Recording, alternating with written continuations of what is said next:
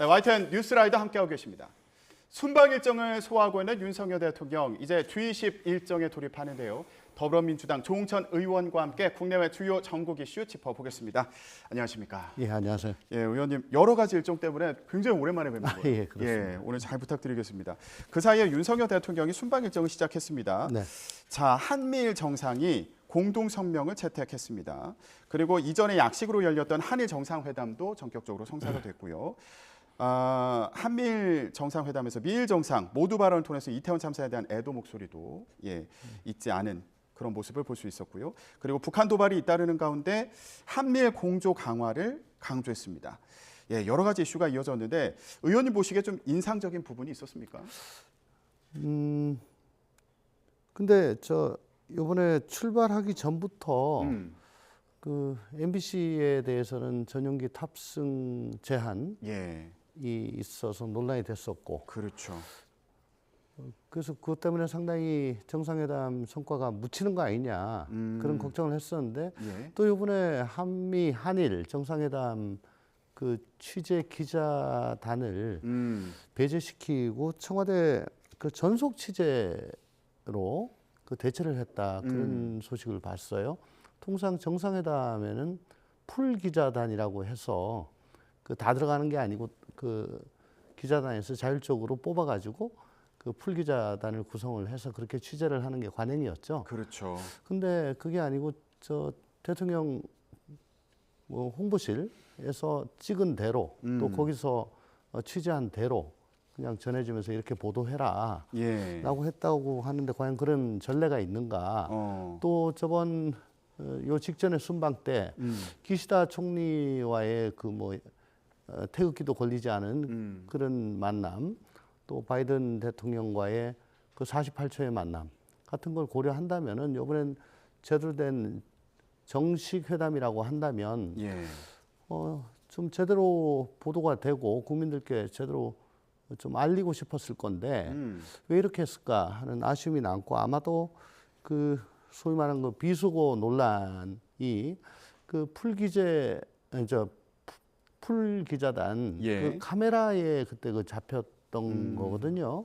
거기에 대한 트라우마 때문에 또 지금 이런 거 아닌가 하는 그런 뭐 개인적인 생각도 좀 해봅니다. 네, 그러니까 뉴욕 방문 당시에 풀 취재단에 포착된 발언이 이제 이후에 논란을 일으켰는데 당시 그 논란을 좀 의식해서 아예 차단하고자 한 거 아니냐 이런 생각이시군요. 아예 논란의 소지를 없애려고 그랬던 거 아닌가, 과잉 충성 아닌가 그런 생각까지도 좀 해보게 됩니다, 솔직히. 예. 그러니까 풀 기자가 들어가면은 직접 분위기도 보고 그 발언 내용도 직접 받아 적고 그렇습니다. 여러 가지를 관찰하고 그런 과정이 있을 텐데 지금 취재 기자와 촬영 기자가 들어가지 않고 대통령실 관계자가 이제 회담장에 들어가서 관련 내용을 전달한 거잖아요. 이런 상황이라면 좀 우려되는 부분도 있는 거 아닙니까? 그렇죠. 그러니까 주는 대로 써라. 이건 뭐 관제 언론이지 않습니까? 예. 네.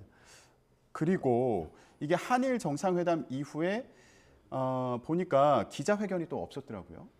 근데 일본 총리 기시다 총리는 백프를 뭐 십몇 분 동안 했대요. 예. 우리나라는 뭐 양국 정상 간에 합의된 대로 우리는 생략했다라고 하는데, 그런데 왜 그러면 일본은 했는지 그것도 좀 이해가 되지 않은 대목입니다. 예. 보니까 우리나라 같은 경우는 이제 서면 보도 자료를 제공을 했다고 하는데, 근데 사실 서면 보도 자료만 제공하면 언론사에서 질문을 할 수가 없는 거잖아요. 받아 쓰는 거죠. 뭐. 예. 추가 취재를 할 수 없으니까. 네, 근데 어쨌든 일본은 백브리핑을 했잖아요.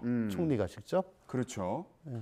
근데 이제 뭐 시간 관계상 뭐 이런 결정을 내렸다, 이런 취재 설명이 있었던 것으로 보이는데 이런 것도 제대로 된 소통이라고는 볼 수 없는 상황이란 말이죠. 그 시간 관계 때문에 전용기가 뜨는 거 아닙니까? 그렇죠. 전용기를 이용하니까 충분히 일정 조율이 가능했을 텐데. 그렇습니다. 네. 왜 하지 않았냐. 네네. 예. 이번에 그 MBC 취재단을 전용기에서 이제 탑승을 배제한 이것도 출발하기 전부터 논란이 됐었는데, 그런데 이 전용기에 못하니까 이후 일정을 취재하는데도 차질이 빚어지는 걸로 보이더라고요.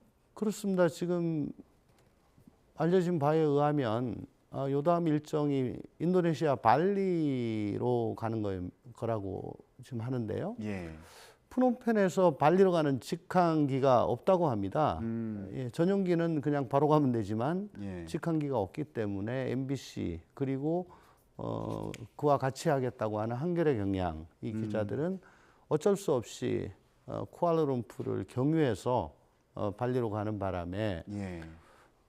오늘 일정은 아마 취재가 안 되나 봐요. 왜냐하면 오늘 대통령 일행은 오늘 새벽에 이미 도착을 했는데 쿠알라룸푸르를 경유해서 가다 보면 오늘 밤늦게 아마 도착을 한 모양입니다. 사실상의 취재 제한이죠. 네. 이게 지금 대통령의 언론관을 좀 보여주는 결정이었다. 이렇게 볼 수 있을까요? 어떤 생각 드셨어요? 뭐 그걸 언론관이다라고 단정적으로 얘기를 할 수는 없으나 뭐 그런 일이 벌어져도 어쩔 수 없다 정도는 뭐 말씀드릴 수가 있겠죠. 어쩔 수 없다는 거는 아니 뭐 그렇게 민항기를 이용하게 돼서 일정을 못 맞춰가지고 취재를 못하게 되는 일이 벌어져도 뭐 그건 뭐 어쩔 수 없다. 뭐 그 정도의 생각은 하지 않았을까요? 아무리 좋게 생각을 해줘도. 네. 취재를 못하는 상황이 벌어지더라도 어쩔 수 없다. 네. 이런 생각을 했을 것이다. 네, 그러니까 뭐 말은 편의 제공이라고 하지만. 예. 그러면 이번에 그 전속 취재단이 이제 회담장에 들어가서 발언 내용과 영상을 이제 제공한 이런 상황이 앞으로도 반복된다면 좀 우려되는 부분이 있다면 어떤 부분이 있을까요? 전 솔직히 이번에 MBC에 대한 취재 제한이 있을 때 대통령실 기자단에서 그때 투표를 하지 않았습니까? 예. 그래서 이번에 뭐 가장 극단적으로는 그러면 순방에 동행하지 않겠다.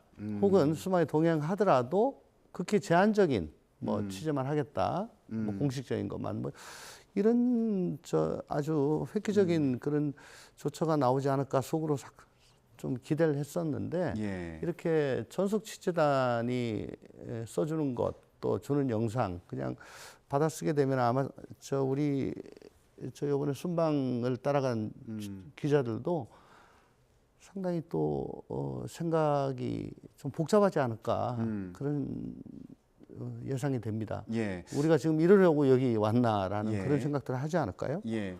현장에서 전해진 소식을 보니까 이게 외교 절차에 따라서 두 나라 합의하에 취재진이 들어가지 않은 거다. 그래서 미국과 일본의 기자도 그 회담장에 없었다. 이런 얘기가 전해지긴 했습니다. 그래서 미일 정상회담의 경우에도 풀 기자가 없었다. 이런 얘기가 전해졌다는 설명을 좀 드리겠습니다. 방금 전에 들어온 얘기였어요. 예, 뭐 그렇다면 그렇다면 알겠습니다. 예, 근데 양해가 됩니다. 예. 그런데 이제 앞서서 이제 발언 논란이 있다 보니까 네.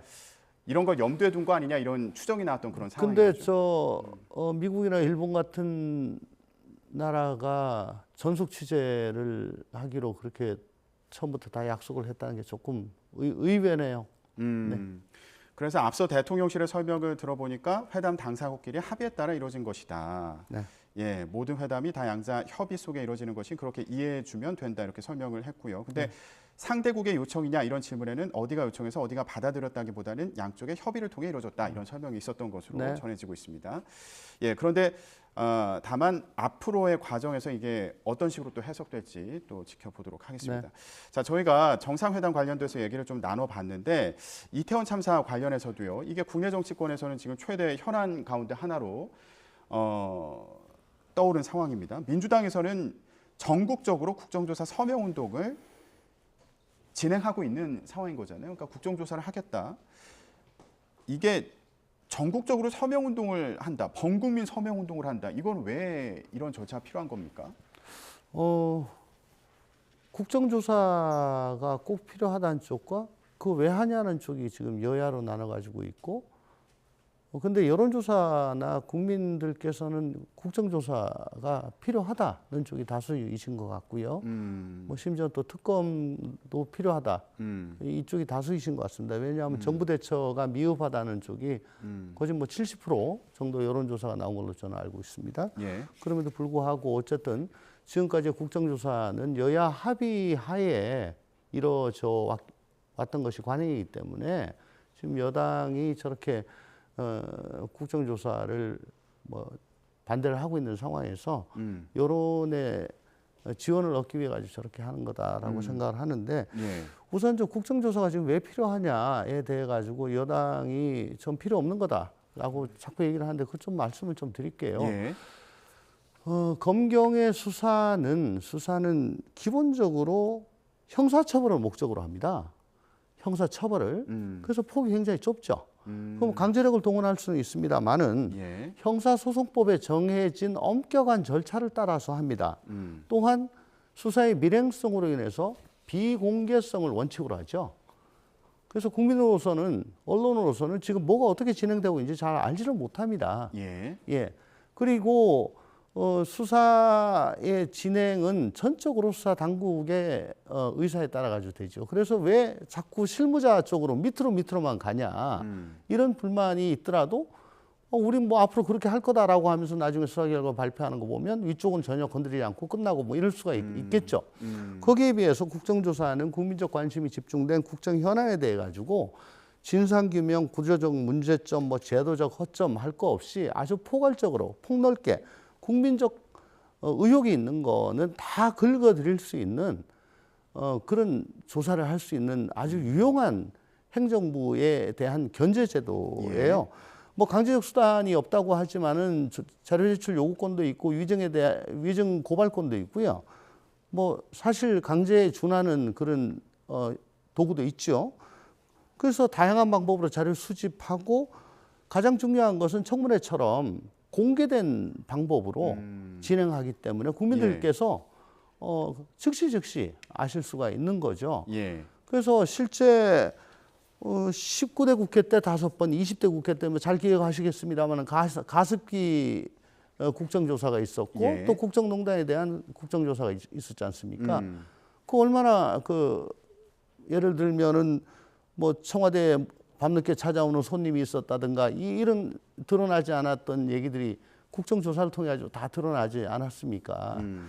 그래서 국정조사를 통해서 생생한 증언을 들을 수 있고 그걸 통해 가지고 드러나지 않았던 새로운 사실들이 나오고 또 그게 또 수사의 단서가 되고 해서 이 선순환 구조가 될 수가 있는 거고요. 예. 그래서 훨씬 더 또 하나 더 말씀드리면은 처벌 조항이 없더라도 불합리하거나 혹은 좀 나태한 부분, 예. 뭐 잘못한 부분, 뭐 게으른 부분까지도 지적을 할 수 있고 얼마든지 파고들 수 있다. 수사는 그걸 못합니다. 왜? 형사처벌을 전제로 하기 때문에. 그렇기 때문에 수사를 하고 있기 때문에 국정조사 하지 마라. 라고 하는 건 전혀 말이 안 된다. 두 가지를 동시에 진행하자 이런 입장인가요? 그럼요. 그런 전례가 지금 뭐 수도 없이 많고요. 예. 예. 그러면 이제 국정조사가 필요한 이유에 대해서는 설명을 해주셨는데 이게 여당을 또 설득하는 것도 중요할 텐데 이게 지금 쉽지 않아 보이는 이유가 여당에서는 이거 지금 이재명 대표 사법 리스크 덮기 위한 방탄용 아니냐 이렇게 주장을 하고 있어서요. 이런 주장에 대해서는 어떻게 보세요? 뭐 여당으로서는 어떻게든 국정조사를 막기 위해 가지고 뭐 그런 알리바이를 갖다 자꾸 만들려고 하는 것 같은데 이미 민심은 지금 이런 수사 자꾸 그 실무자만 추궁하는 이런 수사로는 진상을 밝힐 수 없다라는 쪽으로 힐난을 하고 계십니다. 예. 그래서 국정조사에 대해서는 아마 오늘 3선 이상 여당의 중진급 회의가 지금 열리는 걸로 알고 있는데요. 여당도 알 겁니다. 이거 24일까지 안 한다 계속 버티기 힘들 거다. 예. 결국은 받을 거다라고 저는 생각을 하는데요. 이걸 국정조사를 뭐 한다고 해서 뭐 이재명 대표에 대한 수사가 묻힙니까? 그거 아니지 않습니까? 그건 시비 거는 거고요. 예. 지금 이렇게 이런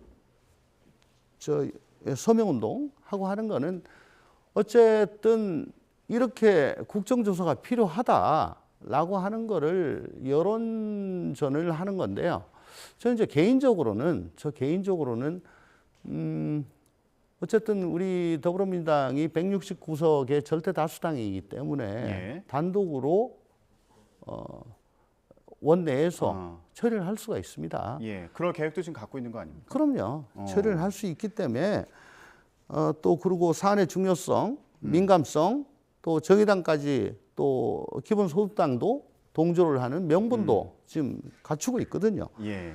그렇기 때문에 여기서 조금 더 지나칠 경우에는 또 저 쇼한다라고 비춰질 수가 있기 때문에 굉장히 조심해야 된다라는 생각입니다. 예. 왜냐하면 뭐 충분히 할 수 있는데 왜 저래? 라고 네네. 하는 반발이 올 수가 있기 때문에 예. 서명운동 그렇지만 관련해서. 그렇지만 어디까지는 아직까지는 저 소극적이고 반대 입장을 표하고 있는 여당을 압박할 필요가 있다. 예. 그리고 또 끝까지 반대할 경우에는 결국은 국회의장께서 중재에 나서야 되지 않겠습니까?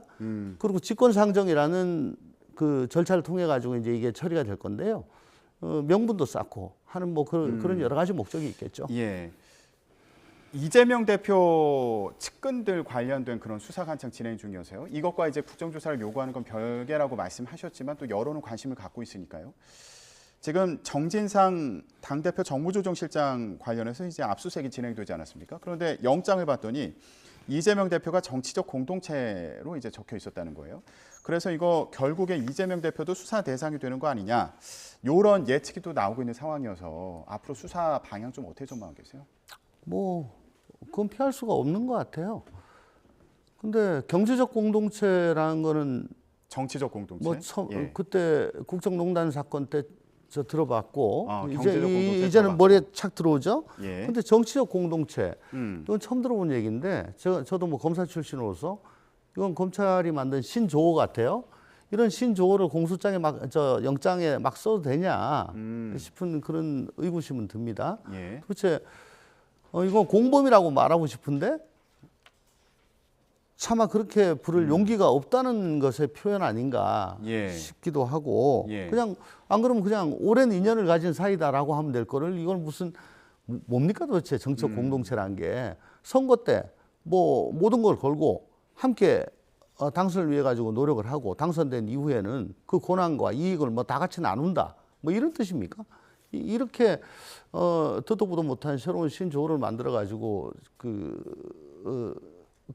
그런 말하자면은 프레임을 씌우는 거죠.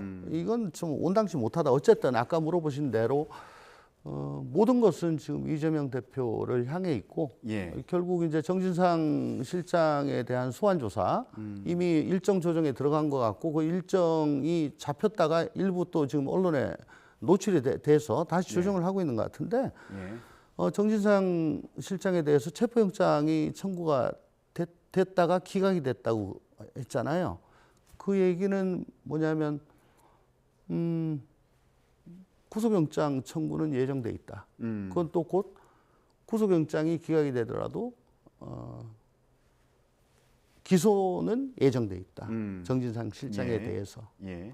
그러면 김용, 정진상에 대해서 이미 한 분은 구속 기소가 돼 있고 한 분은 최소한 불구속 기소까지는 영장이 기각이 되더라도 예. 뭐 그런 상황에서는 이재명 대표 이제 소환 조사 일자 시기가 언제고 형식은 어떻게 할 것인가 뭐 그런 거만 남은 그런 상황이다라고 보여집니다. 예, 알겠습니다. 자, 앞으로 이런 상황에서 민주당이 또 어떻게 대응을 해나갈지 이 부분에 대해서도 지켜보도록 하겠습니다. 저희가 앞으로 또 국민의힘 측의 입장을 들어보는 시간도 준비하도록 하겠습니다. 오늘 정치권 얘기는 여기까지 듣겠습니다. 더불어민주당의 조홍천 의원과 함께 얘기 나눴습니다. 말씀 고맙습니다.